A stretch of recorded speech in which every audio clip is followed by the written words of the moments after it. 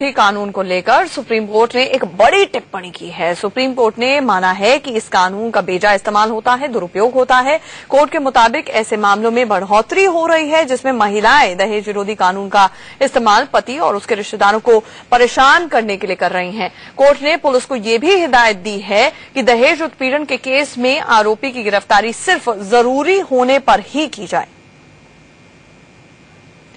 तो अहम फैसला कोर्ट का, जिसमें 9 पॉइंट की चेकलिस्ट बोली गई है कि पुलिस फॉलो करे। हर केस में ऑटोमेटिक अरेस्ट नहीं होनी चाहिए, यानी कि अपने आप जैसे ही दहेज उत्पीड़न का मामला 498A के तहत दर्ज हुआ, ऐसा नहीं है कि गिरफ्तारी कर ली जाए। पुलिस पहले जांच करे और सोचे समझे कि क्या वाकई गिरफ्तारी की जरूरत है।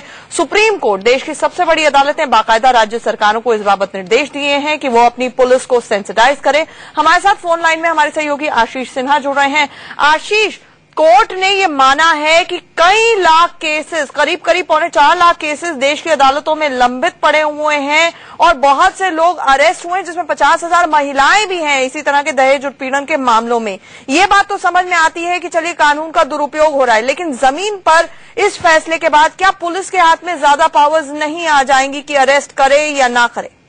देखिए, जाहिर तौर पर सुप्रीम कोर्ट ने आजकल सबसे पहली बात बता दूं कि चिंता जाहिर की है दहेज विरोधी कानून के दुरुपयोग को लेकर, लेकिन सुप्रीम कोर्ट ने यह भी कह दिया है कि 498A में अगर आप किसी की पुलिस गिरफ्तारी करती है तो तुरंत गिरफ्तारी ना करे। अगर कोई असंतुष्ट महिला अपने पति और उसके ससुराल वालों के खिलाफ अगर कोई कंप्लेंट दहेज के रिगार्डिंग कराती है तो वो तुरंत गिरफ्तारी ना करे, पहले जांच करे। आजकल आपको ध्यान में होगा कि सुप्रीम कोर्ट का एक जजमेंट आया था जिसमें सुप्रीम कोर्ट ने कहा था कि अगर आप कोई कंप्लेंट लिखते हैं, नोट करते हैं, तो 7 दिनों के भीतर यानी पी की आप इन्वेस्टिगेशन कंप्लीट करेंगे। तो जाहिर तौर पर पुलिस वाले जो तुरंत गिरफ्तारी करते थे उससे कम से कम लोगों को राहत मिलेगी और पूरी एक छानबीन करने के बाद क्या जो या नहीं, उसकी छानबीन के बाद ही गिरफ्तारी होगी। अब जी, हमारे साथ जुड़ने के लिए बहुत बहुत शुक्रिया।